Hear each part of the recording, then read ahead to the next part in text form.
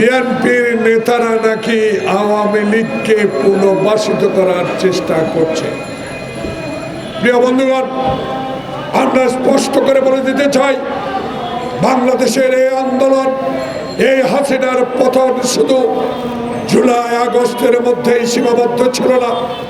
যে আন্দোলনের মধ্যে দিয়ে 16 বছর আগে আমরা বাংলাদেশের সকল মানুষকে নিয়ে, সকল গণতান্ত্রিক দলকে নিয়ে শেখ হাসিনার স্বৈরাচারের বিরুদ্ধে আমরা কঠোর আন্দোলন করেছি, জেল জুলুম, আমরা অন্যায় অত্যাচার সব সহ্য করেছি।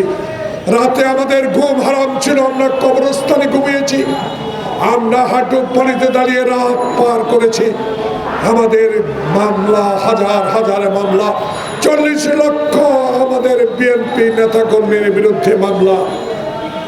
আজকে তাই সে আন্দোলনরত দলের মহাসচিব এবং দলকে নিয়ে অনুগ্রহ করে এমন কথা, এমন মুহূর্তে আপনার বলা ঠিক হবে না যেই মুহূর্তে ডক্টর ইউনূস খোকন মুগ্ধের রক্তের বিনিময়ে অর্জিত বাংলাদেশের গণতন্ত্রকে পুনরুদ্ধার করে একটি সুষ্ঠু নির্বাচনের তারিখ নির্ধারণ করবে, ওই সময়ে এসব কথা বলে আমাদের মধ্যে অনৈক্য সৃষ্টি করা ঠিক হবে বলে আমি মনে করি।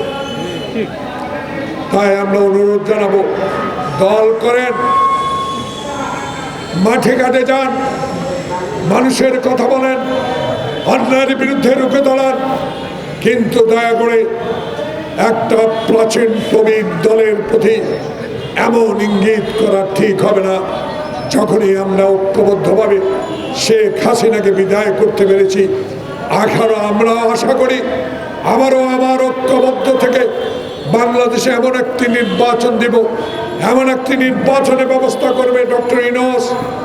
সেই নির্বাচনে বাংলাদেশের জনপ্রতিনিধি নির্বাচিত হবে, বাংলাদেশের সংস্কার হবে, বাংলাদেশে আইন প্রণয়ন হবে, বাংলাদেশের সংস্কার হবে, সকল কিছুই হবে। কিন্তু তার আগে আর একটি ষড়যন্ত্র করে 111-এর মতো আবার বিলম্বিত করার কোনো অবকাশ বাংলাদেশে আর হবে না।